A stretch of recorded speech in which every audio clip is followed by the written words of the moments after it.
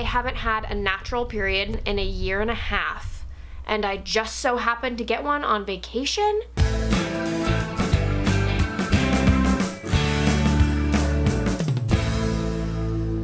Hey you guys, welcome back to my channel. It's been a little while since I've done an infertility update, and I definitely have a couple things to update you guys on, so I thought I would just do a quick video on that. But first and foremost, I just wanted to give you guys a quick update on the giveaway, because I posted a while ago that once I hit 1,000 subscribers, I'll be doing a giveaway, which I did hit 1,000 subscribers quite a while ago now, which is really exciting, so thank you to everyone who subscribed.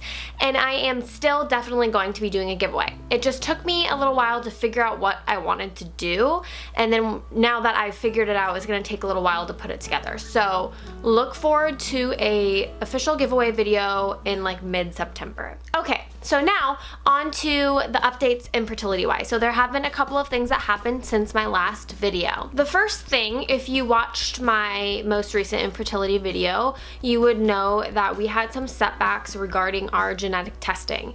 And so we finally got those results back, which was really exciting. And just a little refresh, we had genetic testing done that tests like 277 or something, a really big number of genetic conditions. And it's a concern if Ben and I were both a carrier for one of these conditions. If we were both carriers, then that would mean our children had like a 25% chance of actually having the condition. Whereas if just one of us is a carrier, it's not a concern, because the only thing that can really happen is that our children could also be a carrier, which then it would be a concern with whoever they have children with if that person was also a carrier. So basically what we wanted to see was that we both weren't carriers for the same genetic condition. And so we got our results back. I was not a carrier for anything. I do not have anything. And so Ben also did not have any conditions, but he was a carrier for just one condition. So there's the chance that our children will also be carriers, but we have no concern that our children are going to have any of these genetic disorders. So that was great news. They told us that because of that, like, we were free to start the process of IUI, and we didn't need to do anything special. Like, we were cleared to go. So they called in my medications. I have all my medications on hand now, which is a huge step in the right direction. So I have 4 medications for this round of IUI. I have Prevera, which I've spoken about before. It starts your period because I don't have a normal cycle. I will need that this time. Probably won't need that in the future if we wound up having to do multiple cycles. I have Femera, which is the fertility medication that makes my follicles mature. I have the HCG shot, which is the injectable medication, which essentially makes you ovulate. And then I also have progesterone, which I take in the 2-week wait, which is actually a vaginal medication. So it's inserted vaginally, which I was like, okay, we'll do whatever we have to do. So we got our genetic results, we got my medication, and then this happened on vacation. So if you don't know, we recently went to Maui. We decided to go because we had all these setbacks happening with our treatment, and we're like, you know what? Let's go, let's take a trip. So we went, and if you watched my Maui vlogs, the last one, I mentioned that I started my period, and I'm gonna tell you guys about that. So this is where I'm gonna tell you guys about that. So on the second day of the trip, I started spotting. And it wasn't really anything like a period. Like, it was very light. This is gonna be kind of TMI, but I've said this before, I'll say it again. If you're here watching infertility videos, you know everything that comes along with it, and I'm assuming you're fine with some TMI. So the spotting was not even enough to like warrant a panty liner. It really seemed to only be there when I would like go to the bathroom and then wipe. And so I was like, okay, that's kind of weird, but whatever. But then it continued for a couple of days, but it was still really light. Didn't seem like a period at all, but it was a couple days. And then I actually started bleeding a little bit more than just like when I would wipe. It still was nothing like a normal period I've ever had before.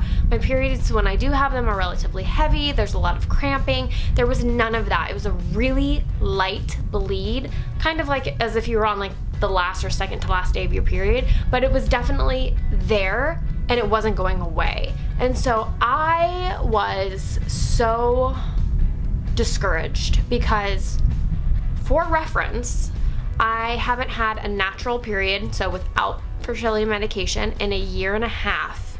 And I just so happened to get one on vacation. Yeah, it's a bummer that I would be having a period on vacation, but that wasn't really why I was upset. I was upset because in an IUI cycle, you call when you start your period, you have your baseline scan, and then you do your medication. So obviously I've started a period, I can't go in for a baseline ultrasound, I don't have my medication. And so all this was going through my head like, great, the one time I get a period, I'm away from where I can go to the doctor, I'm going to miss my chance at this cycle and we're gonna have to wait another month, which was so discouraging to me because, as you guys know, we've already been through so many setbacks. We were supposed to start this in July, now it's September, and I was just like, did not want to wait another month. So I emailed my doctor's office, my care coordinator, who has been so great. She got back to me in like an hour, and I was like, this is what's happening. I don't even know if this is a real period. It's nothing like I've ever had before. I obviously can't come in and start treatment. Like, am I gonna have to wait a month, or can I still come to my scheduled appointment? Because I had an appointment scheduled for my baseline ultrasound to start the IUI process a couple days after we got back from vacation.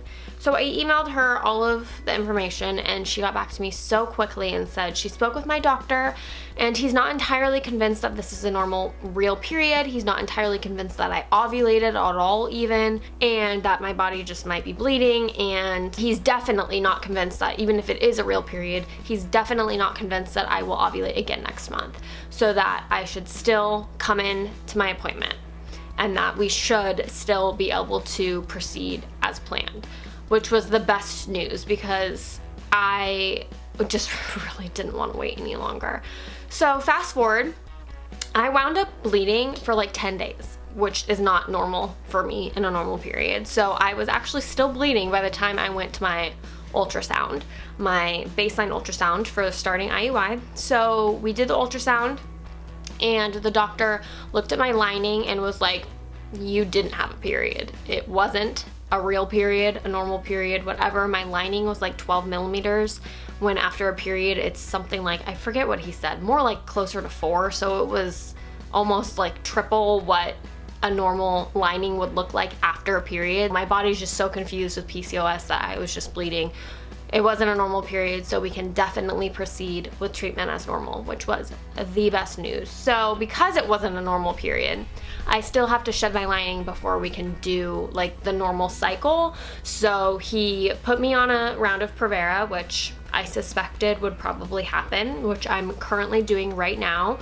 And once that's done, then I'll start my period, I'll go in for my baseline ultrasound again, and then we'll start the fertility medication, and the whole cycle then goes from there. So we are estimating that the IUI will take place here in about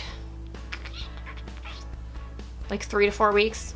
So that's where we are now. So I'm going to, of course, continue to update throughout the process of my first IUI cycle because it's a really big deal, and I don't think I'm really going to be putting them up like quite up to date. Like, this appointment that I'm talking about happened a little while ago by the time I put this video up, just because if I'm going to go through this and like hopefully obviously get pregnant, I don't necessarily want to be right up to date to where everyone knows where I am in my cycle, because if I do get pregnant, I want time to like, you know, tell my family, tell my friends, make sure everything's okay before announcing it.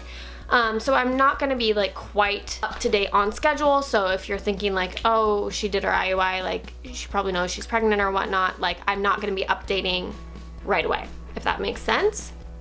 Just so I have time to like process everything and tell people that need to be told and all of that. But I will definitely be sharing the process, just not quite in real time, if that makes sense. I don't think there's any other updates besides that. I'm so excited to get started. This is crazy that in a month's time I could be pregnant, which I wouldn't know yet, but I could be, and that's crazy. After all of this waiting, it's been almost a year since my PCOS diagnosis and we started fertility treatment. It's been almost 2 years since I got off birth control, so this has been a long time coming, and I seriously can't wait to get the process started. Like, I'm so excited to finally have a chance to get pregnant, like to actually know I ovulated and actually know that like there's a solid shot we could actually get pregnant. So it's very exciting.